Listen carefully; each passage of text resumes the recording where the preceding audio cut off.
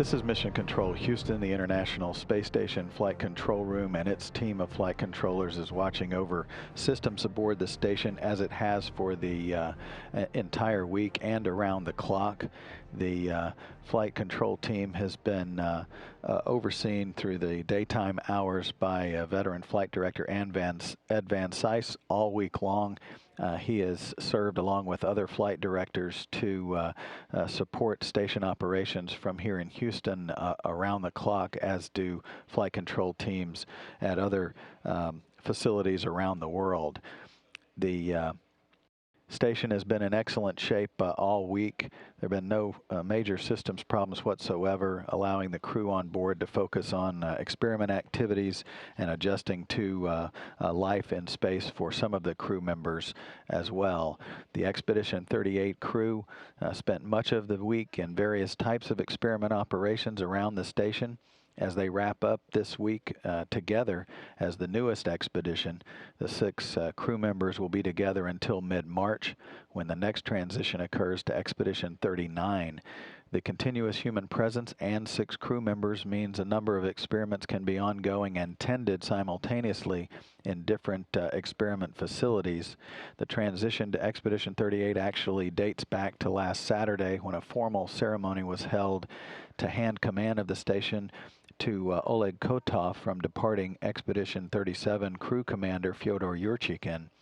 That activity was preceded with a spacewalk by Kotov and Sergei Ryazansky to gather some historic imagery of the Olympic torch outside the station, and also they worked on some other maintenance tasks as well. Along with Karen Nyberg and Luca Parmitano, Yurchikhin left the station Sunday in the same Soyuz capsule that delivered them to the station 166 days earlier. They landed safely Sunday night. Their excitement to be home was evident as they were greeted outside the capsule on the steppe of Kazakhstan as they displayed the Olympic torch, returning with them.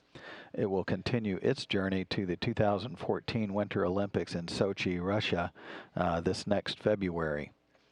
Settling in as the newest expedition crew members, Mikhail Turin, Rick Mastracchio, and Koichi Wakata have been orienting themselves and adapting to their new environment.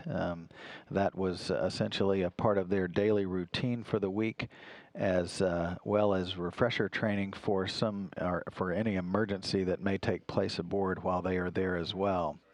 Experiments also, of course, were the focus with work on the in-space experiment that is ongoing on board the station periodically as well. Hopkins spent part of his week also working with a multi-user droplet combustion apparatus that's part of the combustion integrated rack, which contains hardware and software to conduct unique droplet combustion experiments in space.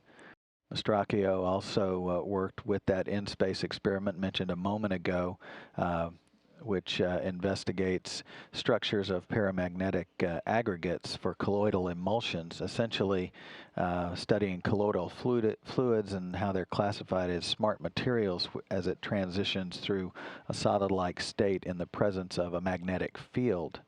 Russian cosmonauts spent their week primarily on the Russian segment of the station, cleaning up after the spacewalk and putting their suits away that were used this past Saturday. And they have a spacewalk planned later in the year as well.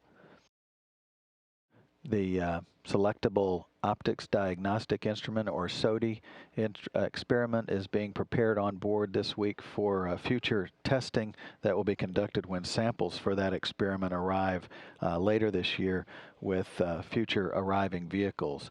So as you can see, it's been a very busy week, first week, full week for 3 of the crew members on board, as all 6 crew members settle in together for Expedition 38. And obviously, we'll be back next week with another hour of coverage each day of Expedition 38 and its voyage aboard the International Space Station. This is Mission Control Houston.